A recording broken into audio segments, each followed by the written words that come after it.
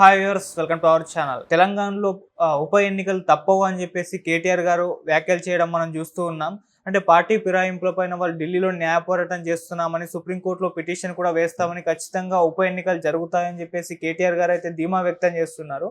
మరి ఏం జరిగే ఛాన్స్ ఉంది? ఉప ఎన్నికలు వస్తాయంటారా? ఖచ్చితంగా పార్టీ నుంచి వెళ్ళిపోయిన వాళ్ళందరినీ కూడా సస్పెండ్ చేసే అవకాశం ఏమైనా కనిపిస్తుందా? ఇప్పుడు ఇదే అంశం మీద డిస్కస్ చేయడానికి ప్రజెంట్ మనతో పాటు జగదేవ్ గారు సీనియర్ జర్నలిస్ట్ ఉన్న వారితో ఒకసారి మాట్లాడదాం. సార్ నమస్కారం. సార్, పార్టీ ఫిరాయింపులు అనేవి అంటే రాజ్యాంగ స్ఫూర్తిని దెబ్బతీసే విధంగా ఉన్నాయి. ఢిల్లీలో న్యాయ పోరాటం చేస్తున్నాం, సుప్రీంకోర్టులో కూడా పిటిషన్ వేస్తాం, ఖచ్చితంగా ఉప ఎన్నికలు జరుగుతాయని చెప్పేసి కేటీఆర్ గారు చెప్పడం మనం చూస్తూ ఉన్నాం సార్. మరి దీనిపైన మీ ఒపీనియన్ ఏంటి? ఉప ఎన్నికలు వస్తాయంటారా? పార్టీ నుంచి వెళ్ళిపోయిన వాళ్ళ పరిస్థితి ఏంటి? మీరేం చెప్తారు సార్? ఉప ఎన్నికలు వస్తాయంటే ఒకవేళ సుప్రీంకోర్టు దాని గురించి వాళ్ళకు అనుకూలంగా తీర్పు ఇచ్చినట్టయితే ఆ పర్టికులర్ ప్రదేశాల్లో ఉప ఎన్నికలు జరగచ్చు, కానీ మొత్తానికి కాదు కదా. ప్రభుత్వానికి ఏం డోకా ఉండదు నాకు తెలిసి. అయితే ఇక్కడ కేటీఆర్ గారు చేస్తున్న వాదన ఏదైతే ఉందో ఇది కాసేపు దీని మీద మాట్లాడితే, నెల రోజులు అంటే గెలిచిన నెల రోజులు కాకముందే పార్టీ ఫిరాయింపు జరిగింది కాబట్టి, ఆ పార్టీ గుర్తుతో గెలిచిన ఎమ్మెల్యే కాబట్టి ఇప్పుడు ఆ పార్టీలోకి ఎలా వెళ్ళిపోతారు అనేది కరెక్ట్ కాదు. కాసేపు అనుకుందాం. ఓకే, మరి ఈ సంస్కృతి ఎప్పటి నుంచో ఉంది కదా. గెలిచిన వైపు, ప్రభుత్వం ఉన్న పార్టీ వైపు ఎవరైతే ప్రతిపక్షంలో అంటున్నారో ఆ పార్టీ ఎమ్మెల్యేలు జంపు జిలానీలు అవ్వడం చాలాసార్లు చూసాం కదా. అలా అవ్వకపోతే ఈ సోకాల్డ్ నాయకులు ఎవరు కూడా ఇన్ని రోజులు మనుగడ సాగించేవారు కాదు కదా. అవుతారా? కాదు కదా. ప్రతి ఒక్క పార్టీ నుంచి ఇంకో పార్టీకి వెళ్ళిన వాళ్ళు, ఆ పార్టీ ఈ పార్టీ షిఫ్ట్ అయిన వాళ్ళు ఉన్నారు, ఆ అధినేతలు తప్పితే. మరి అలా అనుకుంటే కేసీఆర్ గారు కూడా టీడీపీ నుంచి వచ్చిన వాళ్ళే, ఈరోజు ముఖ్యమంత్రి రేవంత్ రెడ్డి గారు కూడా టీడీపీ నుంచి వచ్చిన వాళ్ళే, లేదా మీకు కొంతమంది కాంగ్రెస్ నుంచి వచ్చిన వాళ్ళే, ఇలాగే ఉన్నారు. ఇప్పుడు మొన్న సభలో దానం నాగేంద్ర గారి వ్యాఖ్యలు చూస్తే నిజమే, ఆయన మాట్లాడింది సభా మర్యాదను పాటించలేదు కాబట్టి కాసేపు తప్పు అనుకున్నాం. బట్ తెలంగాణ సమాజంలో ఆయన వాడే పదాలు అతి సామాన్యం, జనరల్గా రెగ్యులర్గా భాషలో ఉంటాయి అవి. నేను చాలా సందర్భాల్లో చూశాను కూడా. నువ్వు ఇట్లా మాట్లాడుకుంటారు. సో ఆయన ఒక తోటి లెజిస్లేచర్కి, అసెంబ్లీలో ఉండే తన తోటి అభ్యర్థికి, ఎమ్మెల్యేకి అలా అనడం కరెక్ట్ కాదు. అంటే కొన్ని కోట్ల మంది చూస్తుంటారు కాబట్టి కరెక్ట్ కాదే. అయితే ఇప్పుడు ఆయన అలా నిలబడి మాట్లాడినప్పుడు వీళ్ళలోంచి ఎవరైనా నువ్వు మా పార్టీ జెండా మీద గెలిచి నువ్వు అక్కడ వెళ్ళి మాట్లాడుతున్నావు ఏంటి అని ఒక్కరు లేచి అనలేకపోయారు ఎందుకు? లేదా మీరు కూడా పెద్ద ఇదేమిటని చెప్పి ఇటువైపు వాళ్ళని అడగలేకపోయారు ఎందుకు? అన్నీ ఆ తానులో ముక్కలే కదా. మరి ఇదే బీఆర్ఎస్కు ఒకప్పుడు క్యూ కట్టినప్పుడు, కాంగ్రెస్ నుంచి టీడీపీ క్యూ కట్టినప్పుడు, ఏదైతే కేటీఆర్ న్యాయ నిపుణుల సలహా అని హైకోర్టుకి వెళ్ళాము, హైకోర్టులో కూడా అవ్వకపోతే హైకోర్టులో కూడా ఎక్కువ రోజులు ఉండలేదు. ఎందుకంటే చెప్పాలి, ఎందుకంటే సుప్రీంకోర్టు గైడ్లైన్స్ ప్రకారం వీళ్ళు ఖచ్చితంగా ఇచ్చేయాల్సిందే, ఏదో ఒక తీర్పు వెలువరించాల్సిందే. రాజ్యాంగం నిపుణులు సవరణలు ఏమున్నాయో వాటినన్నింటినీ అనుసరించి తీర్పు ఇవ్వాల్సిందే. అయితే గతంలో జరిగిన అనుభవాల దృష్టి చూస్తే మరి వీళ్ళు కూడా అప్పుడు వెళ్ళినప్పుడు వాళ్ళ కేసు వేశారుగా, ఏం జరగలేదుగా. ఇప్పుడు కేటీఆర్ గారు ఏమంటున్నారు? ఢిల్లీ వెళ్ళింది మా చెల్లిని కలవడానికి, అలాగే ఎవరైతే ఇట్లాగా పార్టీ ఫిరాయింపుల క్రింద ఉన్నారో వాళ్ళ మీద న్యాయపరమైన చట్టపరమైన చర్యలు తీసుకోవడానికి, న్యాయపరమైన నిపుణుల సలహా తీసుకోవడానికి నేను వెళ్ళాను, ఇలాగానైతే ఉప ఎన్నిక వచ్చే ఛాన్సెస్ ఉన్నాయని ఆయన అంటున్నారు. అయితే ఇక్కడ ఇంకో ట్విస్ట్ పెట్టడం ఏంటంటే, ఇట్లా జరిగిందని మేము అక్కడ సభాధ్యక్షులైన స్పీకర్ గారికి కూడా మేము విన్నవించాము, బట్ స్పీకర్ గారు కూడా ఎటువంటి చర్యలు తీసుకునే దాఖలాలు లేవు. దీనిపై మేము హైకోర్టుకు వెళ్ళాం, కాదు హైకోర్టులో కూడా మాకు న్యాయంగా రాగలేదు అనిపిస్తే ఖచ్చితంగా సుప్రీంకోర్టుకి వెళ్తాము అని ఆయన స్టేట్మెంట్ ఇచ్చారు. బట్ ఈ వెళ్ళమున్న చోట చేమలు చేరడము, గవర్నమెంట్ ఉన్న వైపే నాయకులు షిఫ్ట్ అవ్వడం అనేది మనం చూస్తూనే ఉన్నాం.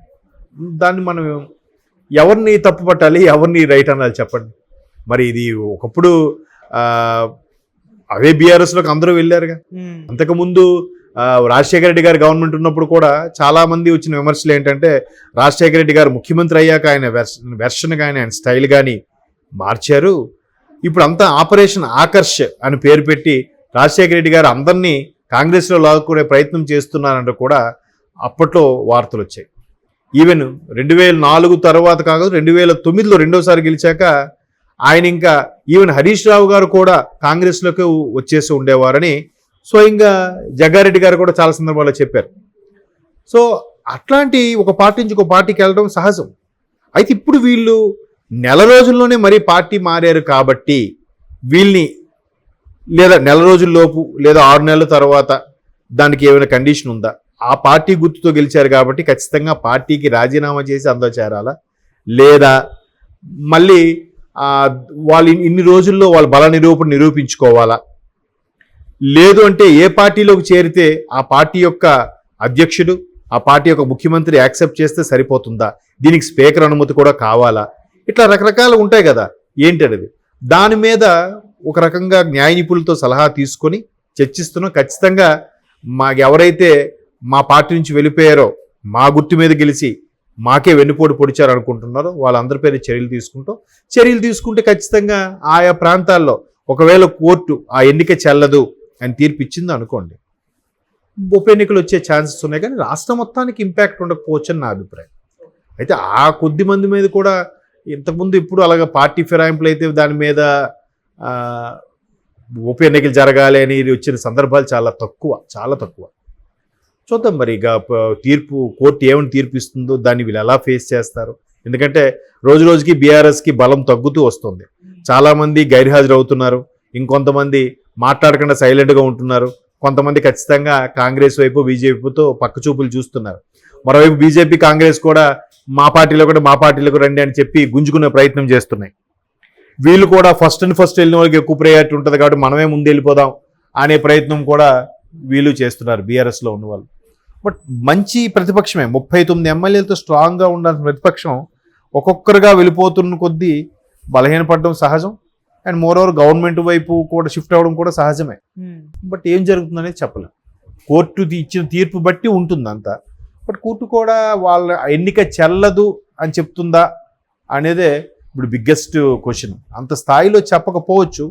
బట్ ఇప్పుడు వీళ్ళు ఏమంటారు, మా కార్యకర్తలు, మా నాయకులు, మా అనుచరులు ఎవరైతే ఉన్నారో, మా నియోజకవర్గ ప్రజలు వాళ్ళ అభిష్టం మేరకే నేను పార్టీ షిఫ్ట్ అవుతున్నాను, లేదా నియోజకవర్గ భవిష్యత్తు కోసం, అభివృద్ధి కోసం అని చెప్తాడు. రేపు మళ్ళీ వాయిదా తీసుకోవచ్చు, ఇంకేమైనా జరగచ్చు. ఇంకెలాగా 5 ఏళ్ళు అయిపో గడిచిపోతుంది.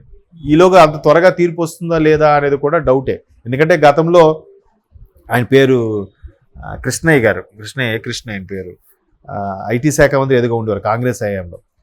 ఆయనది కూడా అలాగే ఒక టర్మ్ అంతా అయిపోయింది, అప్పుడు తీర్పు వచ్చింది.